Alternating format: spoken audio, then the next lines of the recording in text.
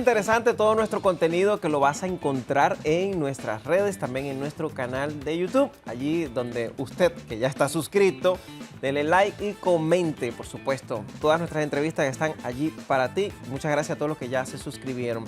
Vamos a hablar en este segmento con el profesor Joan Phuey Liao, quien nos acompaña hoy aquí, y vamos a llamarlo cariñosamente Miyagi. ¿Cómo estás, Joan? Bienvenido, bienvenido. Contento de estar aquí.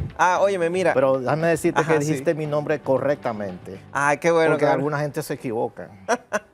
No, tal vez no se equivocan, es que te ponen sobrenombre.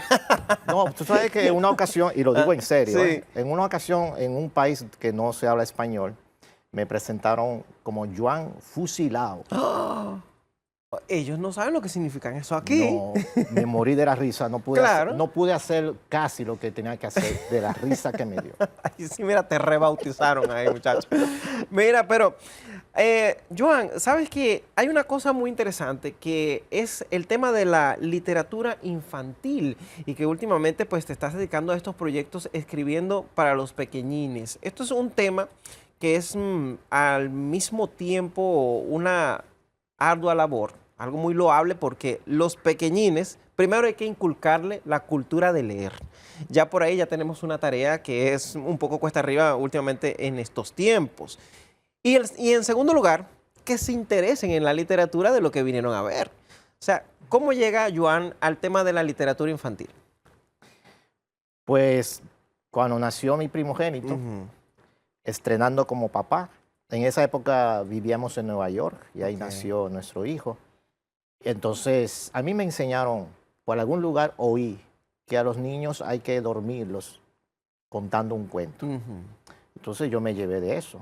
Y lo que hacía era que compraba libros de cuentos para leer al niño. Pero cuando los libros se acabaron, había que comprar más. Y eso implicaba Una tiempo. Entonces, seguí comprando, alimentándome de la literatura infantil. Me empezó a fascinar la literatura infantil, yo siendo adulto, y al niño le encantaba. Entonces, cuando se acabó todo, yo pensé, ¿y por qué en lugar de leer algo que otro escribió, no podemos inventar un cuento juntos? Como los niños tienen una imaginación no limitada, como nosotros los adultos que estamos bastante encasillados mentalmente hablando, entonces los niños tienen esa facilidad de esa combinar libertad. la libertad, la autenticidad de combinar lo absurdo con la realidad. Un día, por ejemplo, estábamos a punto de ir a la cama, él a dormir. Bueno, de hecho estaba en cama ya y yo le dije, vamos a inventar un cuento. Y él estaba fascinado, que le encanta. Y para inventar un cuento necesitamos un protagonista. Ya yo le había explicado qué es un protagonista. ¿Cuál es el protagonista del cuento de hoy? En la habitación, en el techo, giraba un abanico, un ventilador. Y él estaba así y dijo, el abanico. Y yo, wow, pensé, ¿por qué a mí no se me ha ocurrido antes que un abanico podía ser protagonista de un cuento? Me fascinó, pero como yo no sabía cómo entrarle a ese cuento con un protagonista así, yo le tiré la pelota otra vez, como que dice. Y yo, sí, el abanico, muy bien. Pero me fui porque yo le había enseñado que el cuento tiene una estructura simple, ¿no? De inicio, un problema y una solución. Inicio, nudo y desenlace. Exactamente. Entonces yo me fui directo al problema. Le dije, pero el abanico tenía un problema. Y me dijo, sí, como diciéndome, obvio. Como que, claro. ¿Cómo te das cuenta, pa? ¿Y cuál es el problema? Y él estaba mirando así, me dijo, que se mareaba de tanto dar vueltas. Y a mí, así como tú te ríes, yo me reí. Yo dije, claro. ¿y por qué no se me había ocurrido que un abanico obviamente tiene que marearse porque vive dando vueltas? Entonces, wow. Y ahí le pregunté, ¿y qué pasa cuando se mareaba? Vomitaba. Ay. Entonces empezamos a escribir vómito verde que caía del techo y llenaba la habitación. La historia, claro. Había que buscar una solución. ¿Y qué vamos a hacer para que ese problema se solucione?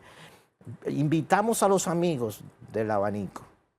Oh, ¿y quiénes son los amigos del abanico? A todo esto, yo interactuando, cuando uno viene a ver, es el niño que crea la historia, no yo. Yo hago simplemente preguntas y él responde. Los amigos del abanico son todas las cosas que dan vueltas. Okay, Hagamos una lista de cosas que dan vueltas. La licuadora, la rueda, la mujer mía.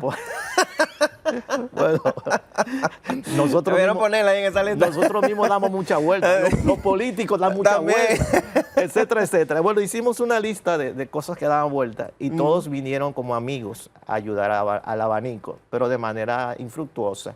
Al final inventamos que la habitación del cuento, ¿no?, pertenecía a una niña y que ella tenía un perro, incluso nombre le pusimos, Lupo. Y que cuando ella llamaba a Lupo, como cualquier mascota, él llegaba feliz. Y cuando un perro está feliz, ¿qué hace el perro? Mueve la cola. Mueve la cola. Pero la invención que a mí me encantó en ese caso fue que este perro Lupo, cuando estaba feliz por la voz de su dueña, no hacía así con la cola, sino que la cola hacía así. Daba vueltas. Daba vueltas. Entonces cuando hacía calor, ¡Lupo! Y llegaba Lupo. Hacía así y el abanico no tenía que... Y este proyecto que usted ya evidentemente empezó ahí, en una simple conversación o poniendo una idea en la mesa con su propio hijo y empieza, hasta yo pudiese decir, un negocio familiar. Yo lo veo así, de esa manera, un negocio familiar. Ven, vamos a crear esta historia. Una historia que nace prácticamente de su imaginación, que evidentemente como él no tiene lo que usted acaba de decir, la mente cuadrada, porque no tiene deudas, no tiene que pagar renta, no tiene nada. Entonces, yo pienso que eso es lo que nos limita a nosotros como humanos. Al final, que los adultos, cuando entramos en una reflexión. Y por eso es que yo en personal, pienso que para mí sería difícil yo ponerme a crear una historia para un niño. Y sobre todo es eso, ponerme en los zapatos del niño y que pueda diluir este cuento. Entonces, ese fue el primer proyecto. Lleva otro proyecto y así sucesivamente. Pero entonces, en otras noches también se puso a conversar con él para seguir escribiendo cuentos. Todas las noches en esa época. Yo creo que, a propósito de lo que tú acabas de decir, hay gente que dice que los niños son adultos inmaduros y que a nosotros nos compete madurarlos. Y para eso está la educación, una manera como de domesticar, entre comillas, a los niños, ¿no? Y me estoy recordando del cuento, por ejemplo, del Principito. Es un clásico. El diálogo entre el zorro y el Principito, que es domesticar, o sea, algo que hacen los adultos. Y yo creo que es al revés, que los niños no son adultos inmaduros, sino que nosotros los adultos somos niños atrofiados. Y tenemos que volver entonces a esa infancia, a esa ingenuidad primaria para crear. Porque de pronto todos los agobios nos va estrechando la mentalidad, nos va haciéndonos concentrarnos en lo negativo.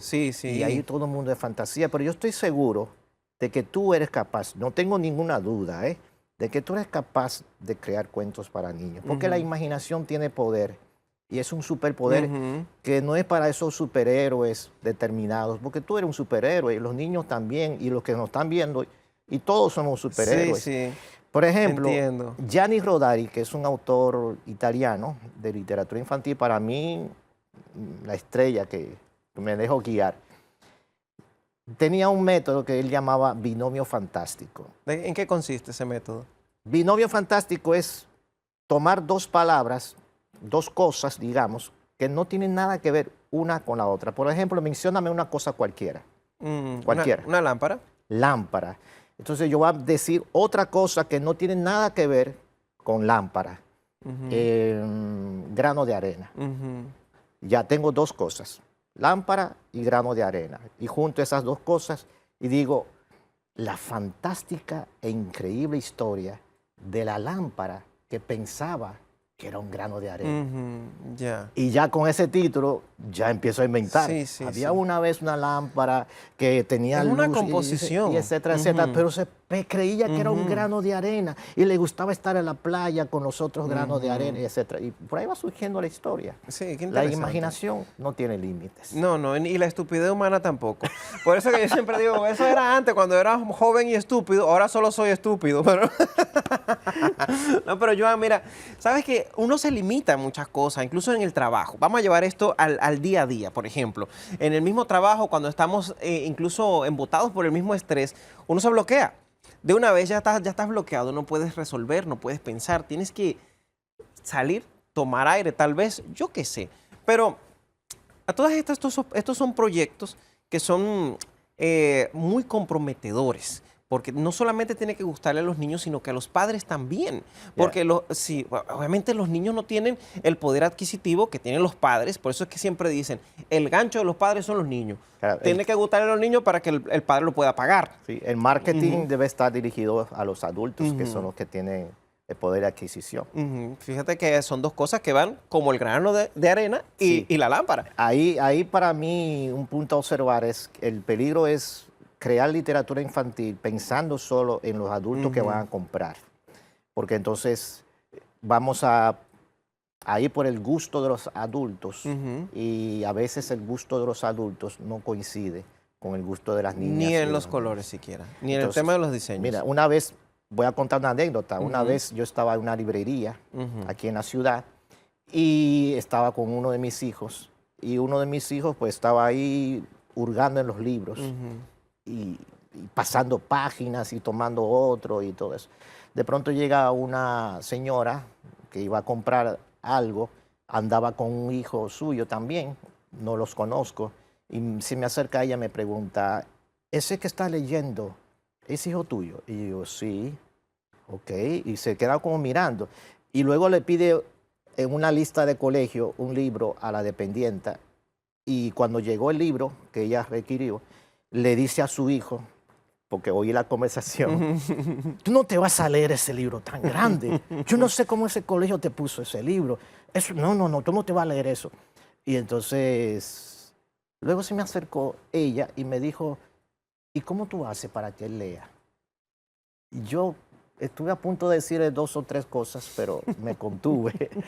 Pero nosotros los adultos somos los que animamos y al mismo tiempo también somos los que desanimamos. Sí, claro, totalmente. No sé si te puedo poner un ejemplo. No, sí, adelante. Yo tengo Usted aquí... está en su casa. Gracias.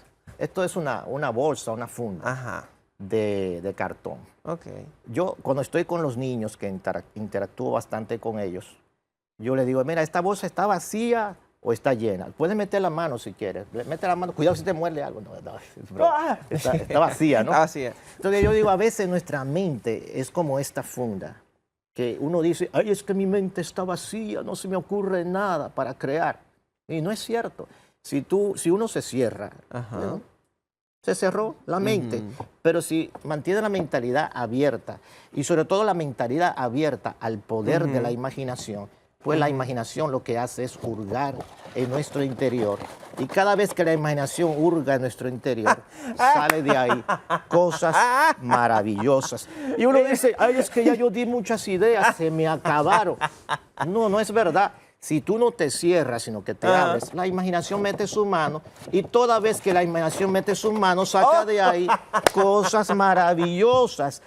Y uno dice, ay, pero ya, ahora sí, ya se me acabaron las ideas. No, la imaginación sigue metiendo la mano, siempre que tú se lo permitas. Uno lo que tiene que hacer es abrir la mente y no cerrarse. Y uno dice, ay, ya sí, ahora sí, ya estoy flaquito, ya no tengo más nada que ofrecer. ¿Qué va? Tú tienes un poder extraordinario. Wow. Se llama imaginación. Y eso lo tienen los niños, los adultos, los ancianos. Ay, todo el mundo tiene ese poder. Así que no digas nunca que tú no puedes crear. Bueno, de hecho, bueno. yo espero que algún día, y lo digo en serio, escribas algo para los niños y me autografíes, porque yo soy el primer niño que te lo comprará. Oh, excelente. Claro que sí, lo voy a tener, mira, lo voy a tener presente. Me voy a, no arriesgar, me voy a entusiasmar por este ejemplo.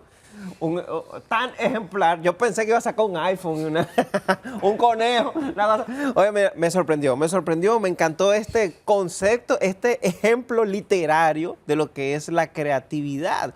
Porque si bien lo decía Albert Einstein, la creatividad no tiene límites, o sea, y nosotros podemos, todo, como siempre decimos, todo está hecho, pero todo está en la cabeza. Todo está en reinventarse, buscar la solución y las cosas. Pero bien, entonces, volviendo al tema literario, ¿verdad? ¿Cómo podemos encontrar los libros que tú escribes? Los libros están en Librería Cuesta, por ejemplo, ahora que inicia temporada de año escolar. Yo me voy a atrever, director, por aquí ir mostrándole un poco. Hay distintas temáticas. Estos son de Santillana, una editorial española que también tiene su capítulo aquí en República Dominicana. Y estará en Cuesta, pero estos libros de Santillana en este próximo año escolar que está a punto de iniciar, también se consigue en Multicentro, en Plaza Lama, en Jumbo, etc. En la próxima Feria del Libro, Dios mediante, voy a presentar 3 libros nuevos también en esa Feria del Libro. 2 que son poemarios, que no es infantil. Oye, este caso. ¿Poemas infantiles? No, en este caso no. ¿Qué nivel? Todavía no, pero sí.